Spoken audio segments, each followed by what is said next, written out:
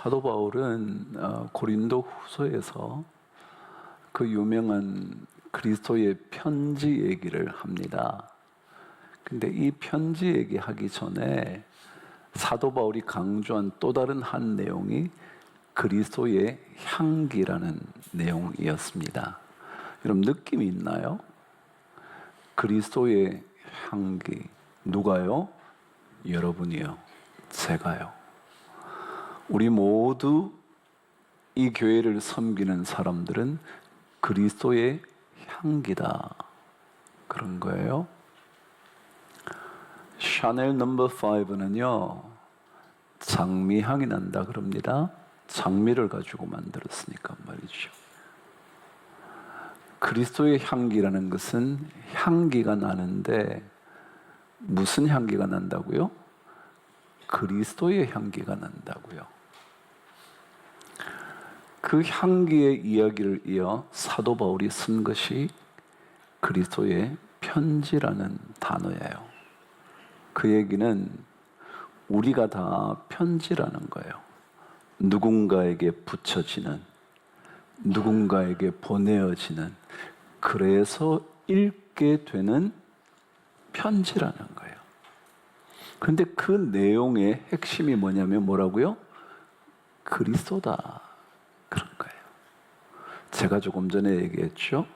향기 나는 인생을 살아야 되는데 그 향기 나는 인생의 진짜 핵심은 뭐냐면 그리스도인의 냄새가 나야 된다. 향기가 나야 된다. 그것처럼 모든 사람이 보고 읽게 되는 이 편지가 누구의 편지여야 하느냐 하면 제가 쓴 편지가 아니라 그리스도의 편지여야 한다. 그래서 그것을 읽으면 그리스도가 자꾸 드러나야 하고 읽혀져야 한다. 그 얘기를 사도 바울이 하는 겁니다. 그 얘기를 먼저 하나 담아두시고 제가 이 본문을 조금은 더 쉽게 번역한 새 번역을 여러분에게 한번 읽어드릴 테니까 한번 그냥 들어보세요. 우리가 이렇게 말하는 것이 우리 자신을 치켜 올리는 말을 늘어놓는 것입니까? 사도 바울이 이렇게 물었어요. 우리가 다시 자천하기를 시작한, 야, 나 좀 천거해줘. 나 이런 사람이야. 나 괜찮은 사람이거든. 나 실력 있어. 나 이런 일 했어. 저런 일 했어. 라고 추천을 스스로 하는 것 자천이라 그런단 말이죠. 그것을 새 번역은 이렇게 썼습니다. 우리가 이렇게 말하는 것이 우리 자신을 치켜 올리는 말을 늘어놓는 것입니까? 내가 이 정도 자격이 있으니까 당신 나 잘 받아줘야 돼? 그런 얘기입니까? 아니면 어떤 사람들처럼 우리가 여러분에게 보일 추천장이나 여러분이 주는 추천장을 필요로 하는 사람들이겠습니까? 추천장을 주고받고 추천서를 좀 써주세요. 아니면 내가 추천장을 여러분에게 보여주는 그 일이겠습니까? 2절은 이렇게 말합니다. 여러분이야말로 우리를 천거하여 주는 추천장입니다. 여러분이 추천장이래. 다시 말하면 여러분들이 혹은 고린도 성도들이 사도 바울을 그동안 쭉 보아온 것입니다. 보아왔었기 때문에 더 이상 추천서를 쓴다고, 내가 스스로 나 자신을 축혀 올린다고 그런 인물이 되는 것이 아니라 이미 다 본대로라는 거예요. 여러분 인생은요 다 드러나게 돼 있어요. 감추고 감추어도 다 밝혀진다고요. 인척해도 아니게 드러날 수 있고요. 아닌 줄 알았는데 그럴 수도 있고요. 무능해 보였는데 사실은 알고 보니 아닐 수도 있고요. 아, 그 사람 똑똑해, 뭐든지 잘할 거야, 그랬는데 막상 지나보니까 아닐 수도 있어요. 말을 너무 잘해가지고 정말 그 사람은 신뢰할 만한 사람인 줄 알았는데 지나보니까 아니더라고요. 여러분, 다 알게 돼요. 드러나게 되어 있다고요. 제가 그랬잖아요. 붙이지 않은 편지를 어찌 편지라 그러겠어요? 붙여지는 게 누군가 읽어야 편지잖아요. 그러니까 편지라는 말은 이미 다 읽게 된다는 거예요. 다 읽게 된. 누군가가 결국은 알게 된다는 거예요. 어떤 사람에게는요, 아직 보여지지 않았을 수 있지만 또 다른 사람은 이미 다 보고 있을 수 있어요. 어떤 사람은 그 무엇에 대하여 아무것도 모를 수 있지만요, 그러나 어떤 사람은 그에 대하여 속속들이 알고 있을 수 있어요. 말할 것도 없이 우리가 아무리 숨겨도 주님은 다 아시거든요. 계속 읽어드릴게요. 그것은 우리 마음에 적혀 있습니다. 모든 사람이 그것을 알고 읽습니다. 제가 그랬잖아요. 모든 사람이 결국은 알게 된다. 지나보니까 그 사람 그런 사람이지.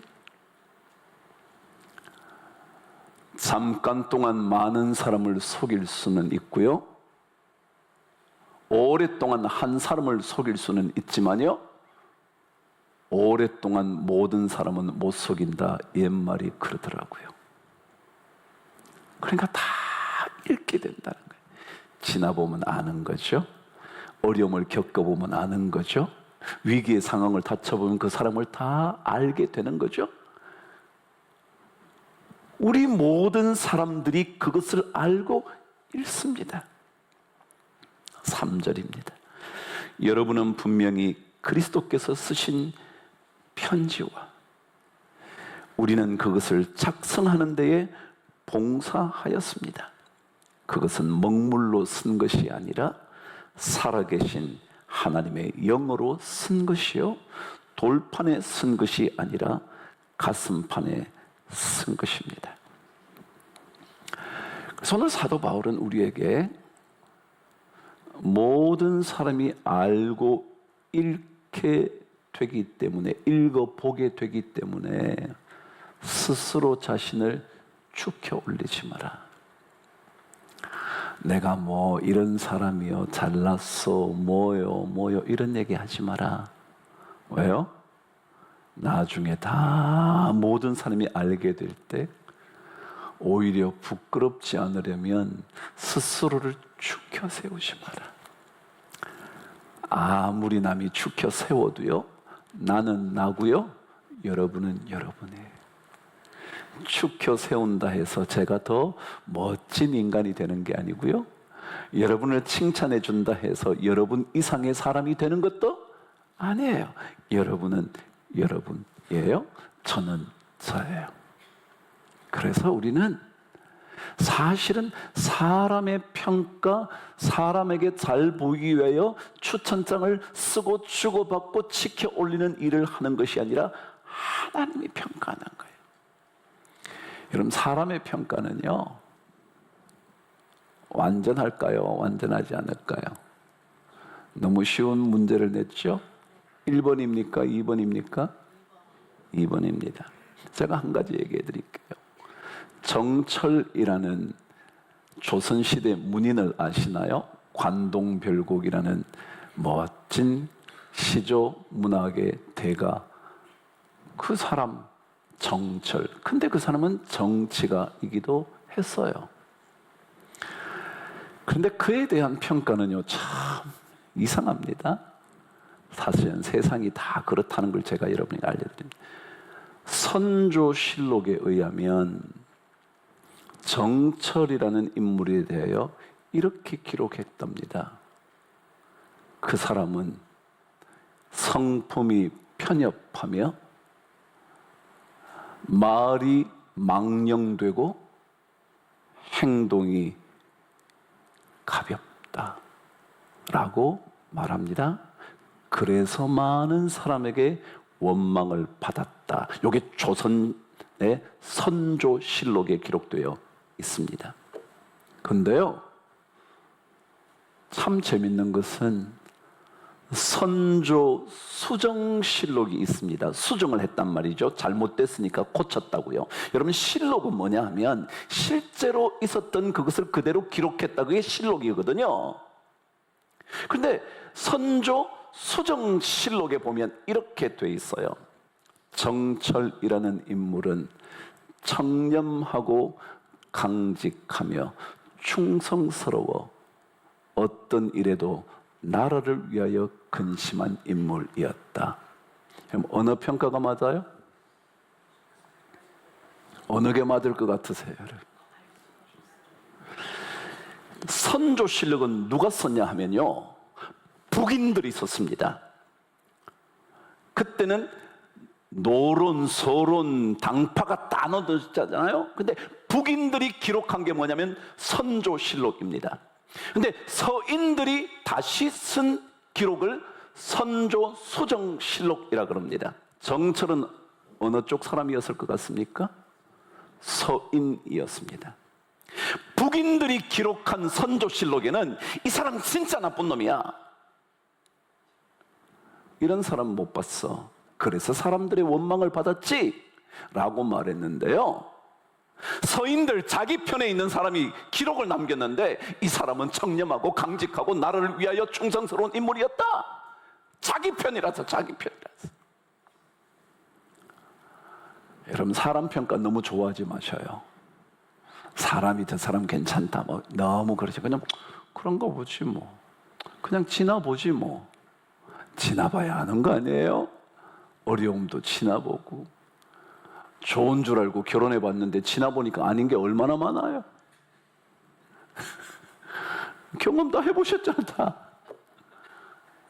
그리고 뭐 이쪽 집에서 뭐 저 사람 괜찮다고 우리가 선보라 그래서 봐서 보니까 진짜 괜찮았는데 아닌 거요.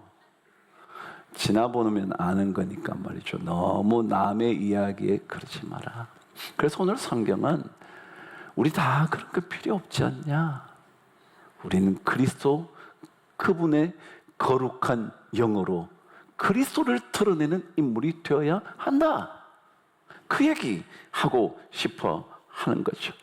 여러분, 혹시 우리는요, 그리스도의 편지라 말한다면 이런 마음이 있어야 합니다. 그게 뭐냐면, 여러분이나 저를 봤을 때 사람들이 그리스도를 볼 수 있어야 됩니다. 이게 핵심이에요. 여러분이 뭐 좀 잘났다, 뭐 실력 있다, 뭐 열심히 있다, 그 모든 것을 떠나서 저 사람 보면 예수 믿는 사람답네, 예수가 보여야 하는 거. 그게 그리스도의 편지라는 겁니다.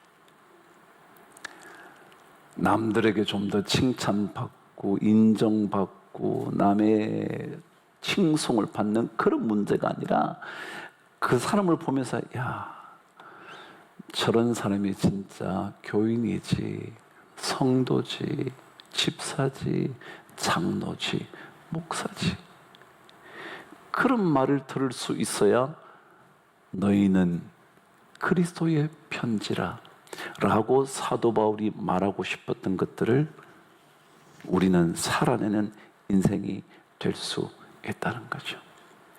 여러분을 볼 때마다, 저를 볼 때마다 조금 더 예수가 자꾸 보인다.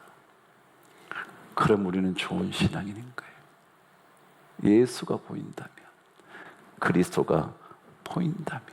언젠가 제가 연탄길이라는 책을 쓴 이철환 씨에 대한 얘기를 한 적이 있었습니다.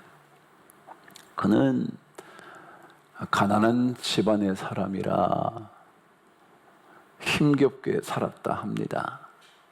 그의 삶의 이력에 의하면 리어커를 끌면서 사과를 판 적도 있고, 달동네를 돌아다니며 싸구려 양말을 판 적도 있고, 기름때가 잔뜩 낀 작업복을 입고 죽으려 잠을 들 때도 참 많았다 그럽니다. 근데 그가 그림을 그리는 재주가 있어서 그림을 그려서 그러면 생활을 해볼까? 그래서 그림을 그렸다. 그런데 뭐 유명한 화가가 아니니 화랑에서 전시회를 열어주겠습니까? 그냥 길거리 나가서 파는 겁니다, 그림을. 근데 아무도 사주지 않는 겁니다. 그러다가 그가 글을 쓰기 시작합니다.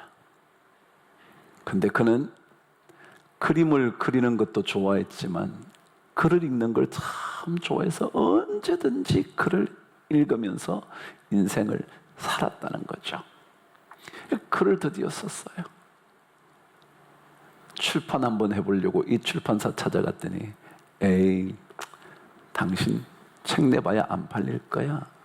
왜요? 여러분 그렇잖아요. 조금 알려줘야 글을 내도 사죠. 근데 안 알려지면 무명의 작가니까 이거 냈다가 책이 팔릴지 안 팔릴지 모른다면 출판사가 쉽게 출판해 주겠어요? 여러분이 그냥 글 써서 출판사가 해줍니까? 돈 내야 해주지. 돈 안 내면 출판 안 해줍니다. 그래서 몇 번이나 이 출판사, 저 출판사 다 5군데 출판사를 갔는데도 안 되는 거예요. 그런데 6번째 출판사가 그 글을 읽고 출판하면 되겠다. 출판해서 낸 책이 연탄길이라는 유명한 책이었습니다. 꽤나 시간이 지났죠. 근데 그 책이 몇백만 부가 팔렸냐면 300만 부가 팔렸대. 또 안 놀래잖아. 제가 꼭 돈으로 설명해 주면 그제서야 우와. 여러분 책이 10,000원이라고 하면 보통 10% 인세 준다 그랬잖아요. 좋은 작가들은 15%, 20%, 30%도 주지만 보통 작가는 그냥 10%를 줍니다. 300만 권이 10% 10,000원짜리면 1,000원을 번다 그러면 10%니까 1,000원이면 300만 권이니까 얼마요? 집에 가서 잘 계산해 보시고 놀라셔. 책 한 권 써서 30억을 버는 겁니다. 놀랍지 않나요? 근데 그의 얘기였습니다. 기름때 찌든 작업복을 입고 있을 때도 나는 프란츠 카프카를 읽고 있었다. 아무도 사가지 않는 그림 옆에 서서 고개를 들 수 없을 때에도 알베르 까뮈를 읽고 있었다. 도스토옙스키, 말라르메, 스타니슬라프스키, 헤르만 헤세가 있어서 나는 절망하지 않았다. 근데 그 다음 말이에요.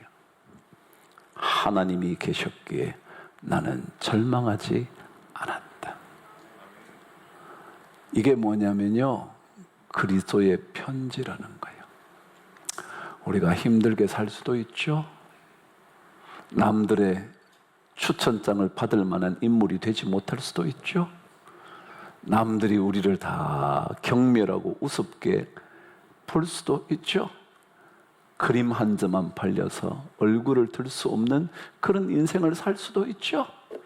찾아갈 때마다 퇴짜 맞는 인생일 수도 있죠. 그럼에도요, 하나님이 계셨기에 나는 절망하지 않았다 라고 말할 수 있으면 그리스도의 뭐다? 편지다. 그런 거예요. 저는 요즘 우리 교단에 있는 여러 이야기들을 들으면서, 여러분 모르셔도 돼요. 그냥 그 얘기를 들으면서 정말 우리 목사 잘해야 된다. 동시에 그리스도인 잘해야 된다. 세상이요, 그리스도 그분을 우습게 여기는 정도가 아니라 침뱉고 있거든요. 근데 우리가 거기에 대해 할 말이 없는 거예요. 왜냐하면 우리가 그리스도의 편지가 되지 못했기 때문에. 우리 수많은 성도님들이 저보다 가는 곳이 훨씬 더 많지 않겠어요? 각 성도들이 가니까 저는 그 자리에서 그리스도의 편지가 꼭 되어 주시기를 간절히 바랍니다.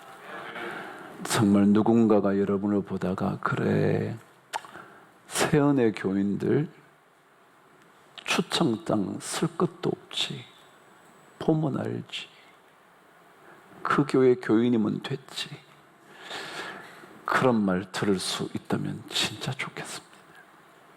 저런 교회라면 나는 100번이고 가야지. 지난주에 한 교인의 얘기를 듣게 됐습니다.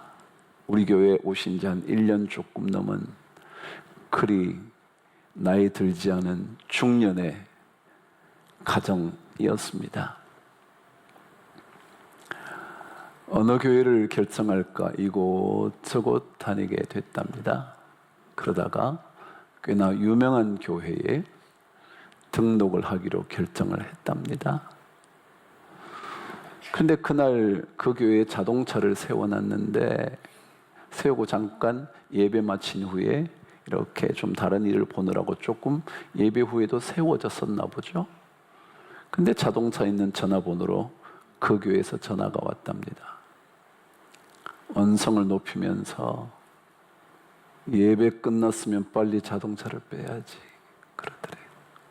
그래서 그분이 이런 교회라면 아무리 유명한 교회여도 난 등록 못해. 그리고 그 교회를 등록하지 않았답니다. 그리고 우연히 이런저런 이렇게 과정을 거쳐서 우리 교회에 왔는데, 주차 봉사부에 계시던 섬기시는 분이 그분들이 들어오는데 너무 친절하게 인사를 하더래. 그래서 와, 이 교회 괜찮네.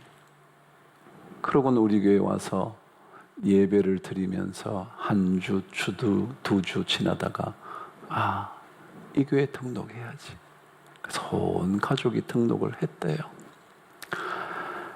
그 얘기를 들으니까 우리 주차봉사부 한 사람 한 사람 그리스도의 편지였구나. 그리스도의 편지였구나. 여러분, 우리 그렇게 살아야 되는 거 아닐까요? 아무리 더 큰 교회, 더 좋은 교회면 뭐합니까? 그곳에 있는 성도들에게서 그리스도의 편지를 읽어내지 못한다면 그게 무슨 유익이 있겠습니까? 교회가 작든 크든 그것이 문제가 아니라 한 사람 한 사람을 통하여 그리스도의 편지를 읽어낼 수 있는 성도들이 있는 교회라면 그것보다 더 좋은 교회가 또 어디 있겠습니까? 오늘 사도 바울은 겉으로 드러난 돌판에 쓰여지는, 남들이 막 그냥 말하고 얘기할 수 있는 그런 게 아니라 마음판에 써여져 있어서 얼핏 읽을 수 없는 것 같지만 보고 있으면 저절로 알게 되는, 그래서 그리스도를 보여주는 편지가 되는, 그리스도의 멋진 향기를 맡게 해주는 그리스도의 향기가 되기를 주님의 이름으로 축복합니다.